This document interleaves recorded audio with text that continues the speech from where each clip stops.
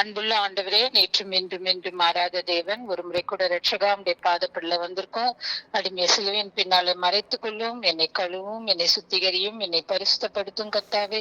ஆண்டவரே, உடைய வார்த்தை சிங்காசனத்திலிருந்து எங்களுக்கு கிடைக்கும்படியாக வார்த்தையை நாங்கள் புரிந்து கொள்ளும்படியான ஞான இருதயத்தை எங்களுக்கு தாரும். எல்லாவற்றையும் கர்த்தராகிய இயேசு கிறிஸ்து மூலம் ஏறெடுக்கிறேன் பிதாவே, ஆமேன். இன்றைக்கு நமக்கு கொடுக்கப்பட்ட வேத வசனம் சங்கீதம் 20:1.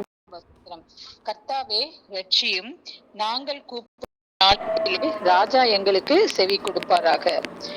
நாங்கள் கூப்பிடுகிற நாளிலே என்று சொல்லப்பட்டிருக்கு. சங்கீதம் 20 முதல் வசனத்துல, ஆபத்து நாளிலே கர்த்தர் உமது ஜெபத்தை கேட்பாராக. யாக்கோபின் தேவனுடைய நாமம் உமக்கு உயர்ந்த அடைக்கலம். கர்த்தர் நம்முடைய ஜெபத்தை கேட்க வேண்டுமானால் நாம் அவருடைய நாமம் தரிக்கப்பட்ட ஜனங்களா இருக்க வேண்டும். அது மாத்திரமல்ல, கர்த்தருடைய நாமம் நமக்கு உயர்ந்த அடைக்கலமா இருக்குது.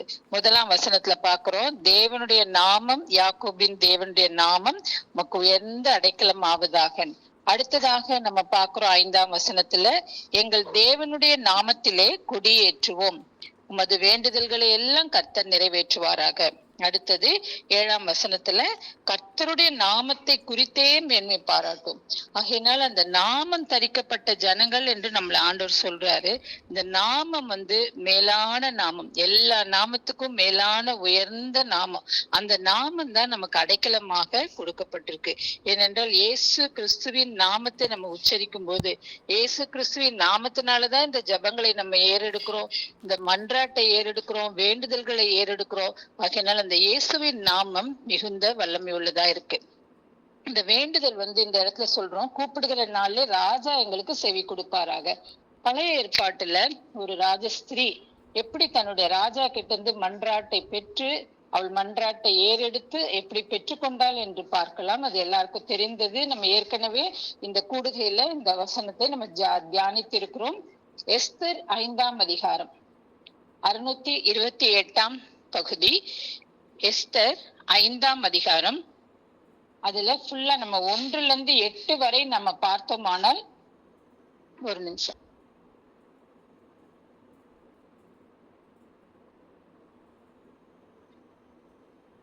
அதுல 1-8 வரைக்கும் நம்ம பார்த்தோமானால், எஸ்தர் ராஜாக்கு அந்த ராஜாவிட்ட எப்படி போறா அப்படின்னு பாக்குறோம். முதல் வசனம், 3ஆம் நாளிலே எஸ்தர் ராஜ வஸ்திரம் தரித்து கொண்டு ராஜ அரண்மனை முள்முற்றத்தில் ராஜா கொலுவிருக்கும் ஸ்தானத்துக்கு எதிராக நின்றாள்.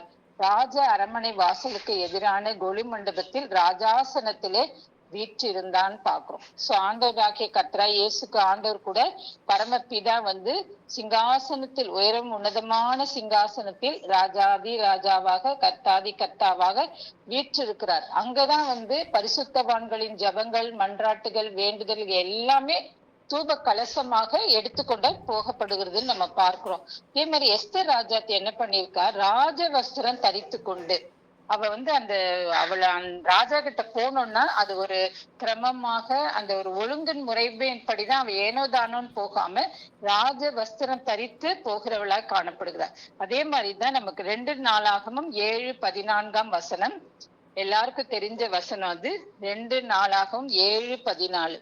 நாமும் மன்றாட்டை எடுத்துக்கொண்டு ராஜாவிடத்துல போகும்போது நம்ம எப்படிப்பட்டவளா இருக்க வேண்டும். 14ஆம் வசனம் படிக்கிறேன், 15, 16 படிக்கிறேன். 2 நாளாகவும் 7ஆம் அதிகாரம் 14, 15, 16.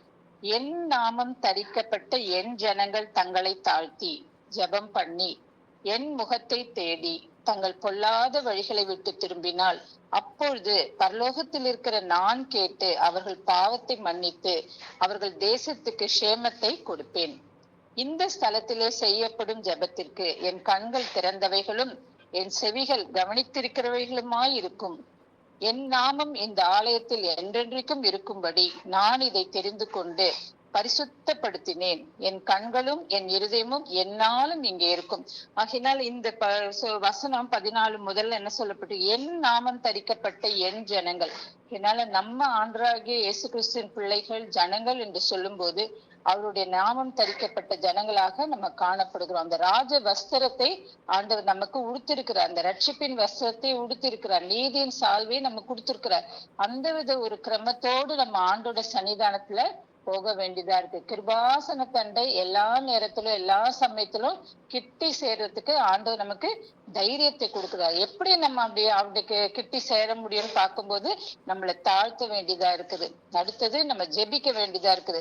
அடுத்தது நம்ம இந்த பொல்லாத வழிகளை விட்டு திரும்பி நம்ம பரலோகத்தில் இருக்க பிதாவிடத்துல கேட்கும் போது அவர் எல்லாவற்றையும் மன்னிக்கிற தேவனா இருக்கிறார். ஏற்கனவே நம்முடைய பாவங்கள் எல்லாம் மன்னிச்சிட்டாரு. ஆனாலும் நம்ம அடிக்கடி செய்கிற பல தப்பிதங்கள் திரும்ப திரும்ப நம்ம செய்து கொண்டே இருக்கிறோம். அது கூட ஆண்டவர் மன்னித்து அவர்கள் தேசத்துக்கு சேமத்தை கொடுப்பேன் என்றார். அது மாத்திரமல்ல, இந்த ஸ்தலத்துல எந்த இடத்துல இருந்து நம்ம கூடி ஜெபிக்கிறோமோ அந்த இடத்துல 2 பேர் 3 பேர் இருக்கிற இடத்துல ஆண்டவர் நான் இருக்கிறேன்னு சொல்றாரு. அந்த இடத்துல அவருடைய கண் திறந்திருக்கு, அவருடைய செவிகள் கவனிக்கிறமா இருக்கிறது. என்னால என்னாலும் என் கண்களும் என் இருதயமும் என்னாலும் இங்கே இருக்கும். என்னால அந்த ஒரு விசுவாசம் நமக்கு காணப்படணும். ஏனென்றால் அவருடைய நாமம் தரிக்கப்பட்ட நம் ஜனங்கள், அவருடைய கண்கள், அவருடைய இருதயம் நம்ம எங்க கூடி ஜெபிக்கிறோமோ அங்க என்னாலும் காணப்படுகிறது. இப்படியாக இந்த எஸ்தர் ராஜாத்தி தன்னுடைய விண்ணப்பத்தை, தன்னுடைய மன்றாட்டை ராஜா கிட்ட செலுத்துறான். ராஜா என்ன கேட்கிறாரு பாருங்க, 3ஆம் வசனம். உனக்கு என்ன வேண்டும், நீ கேட்கிற மன்றாட்டு என்ன என்று கேட்க. ராஜாக்கு சீக்கிரமா போக முடியாது, அவருடைய பெர்மிஷன் பெற்றுக்கொண்டுதான் போக முடியும். ஆனாலும் அவருடைய கண்களை தயவு கிடைத்து, இந்த ஸ்டோரி எல்லாருக்கும் நமக்கு தெரியும், கண்கள்ல தயவு கிடைத்து ராஜாவுடைய பெர்மிஷன் கிடைச்சது அவளுக்கு. எப்படி அவருடைய கண்கள்ல தயவு கிடைச்சது, செங்கோலை எஸ்தருக்கு நீட்டினாருன்னு பாக்குறோம். அப்புறம் உனக்கு என்ன வேண்டும், நீ கேட்கிற மன்றாட்டு என்ன. அப்படிதான் நம்ம ஆண்டவர் ஒவ்வொருத்தரையும் அவர் நம்முடைய பதில் கொடுக்கலன்னா நம்முடைய விண்ணப்பங்கள் ஏறெடுத்து கொண்டே இருக்கிறோம். நிறைய காரியங்கள்ல நமக்கு பதில் கிடைக்காம இருக்கு. அப்ப நினைச்சுக்கிறோம் ஆண்டவர் நம்ம மேல கோபமா இருக்கிறாரு. அப்படிதான் நமக்கு ஒரு தாட் வருது. ஆனா அப்படிப்பட்ட தேவன் அல்லவே இல்லை. அவர் எப்பொழுதும் இரக்கமும் மன உருக்கமும் நீடிய சாந்தம் உள்ள தேவன். எப்பொழுதும் என்னுடைய கண்களும் என் இருதயமும் இந்த இடத்துல இருக்குன்னு சொல்றாரு. சோ நம்ம எப்பெல்லாம் ஜெபிக்கிறோமோ அப்பெல்லாம் அவருடைய கண்கள் இருதயம் நம்மை நோக்கி கொண்டுதான் இருக்கிறது. ஆனால் ஏற்ற சமயத்துல ஏற்ற நேரத்துல நிச்சயமாக அந்த மன்றாட்டு, அந்த விண்ணப்பத்துக்கு அந்த ராஜா கட்டாயம் செவி கொடுப்பார். ஏன்னா எவ்வளவு நாட்கள் காத்திருந்தா எஸ்தர் ராஜாத்தி. ஆனா ஒரு நாள் வந்தது, இந்த யூத குலத்துக்கு விடுதலையும் அந்த 107 ராஜ்யங்களுக்கு அவ அதிபதியும் ராஜாத்தியுமாக அவள் மாறினாள் என்று நம்ம பாக்குறோம். எனக்கு ஒரு சகோதரி தெரியும்.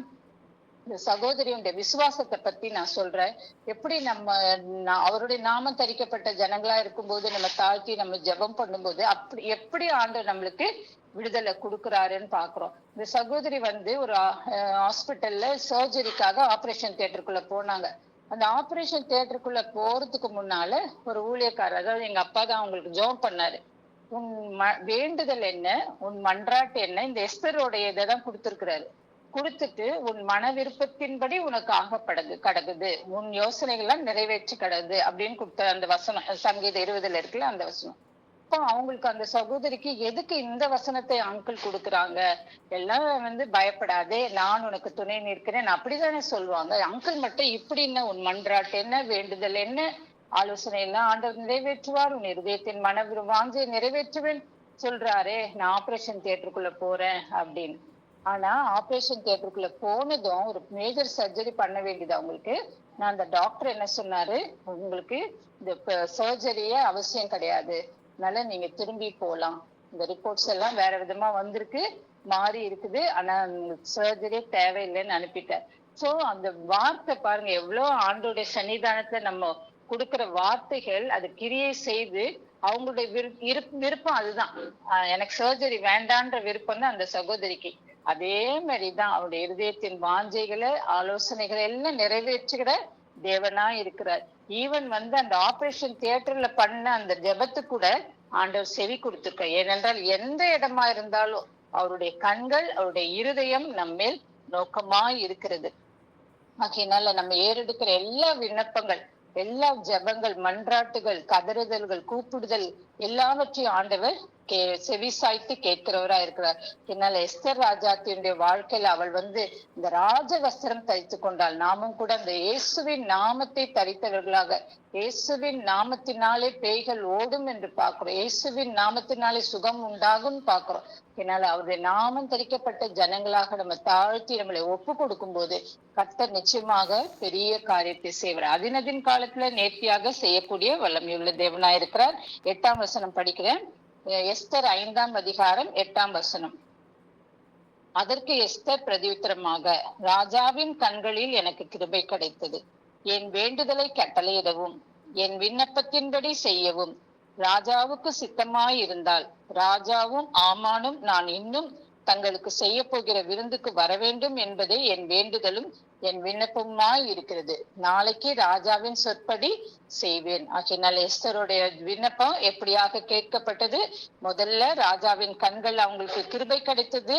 வேண்டுதலை கட்டளையிட்டார். அவரு என்ன செய்யணும்னு விண்ணப்பத்தின்படியும் செய்யப்பட்டது. ராஜாவுடைய சித்தப்படி கேட்டாங்க. எப்போதுமே நம்ம ஜெபிக்கும் போது 1 யோவான் 5 சொல்லப்பட்ட பிரகாரம் கர்த்தருடைய ஜபத்தை ஏறெடுக்கும் போது தேவனுடைய சித்தம் நிறைவேற வேண்டியதாக இருக்கிறது நம்முடைய வாழ்க்கையில. இதனால எஸ்தர் ராஜாத்தி ராஜவஸ்திரத்தை தரித்து கொண்டு உள்முற்றத்துல சென்று ராஜாசனத்தில் வீற்றிருக்கிற ராஜாவை நோக்கி அவருடைய கண்கள்ல தயவு கிடைத்தது நிமித்தம் செங்கோலை எஸ்தர் நீட்டின உடனே அவளுக்கு அந்த உத்தரவு பிறப்பிக்கப்பட்டு, உனக்கு என்ன வேண்டும், நீ கேட்கிற மன்றாட்டு என்ன என்று கேட்கப்பட்டது. அதே மாதிரி ராஜாவுக்கு சித்தமானால் இது ஆக கடவுது என்று சொன்னால் அதே மாதிரி அந்த ஆலோசனைகள், அவளுடைய ஆலோசனைகள் நிறைவேற்றப்பட்டது என்று நம்ம பார்க்கிறோம். அதனால திரும்பமாக சங்கீதம் 20ஆம் அதிகாரம் கடைசி வசனத்தை பார்க்கலாம். சங்கீதம் 20:9. கர்த்தாவே ரட்சியும், நாங்கள் கூப்பிடுகிற நாளிலே ராஜா எங்களுக்கு செவி கொடுப்பாராக.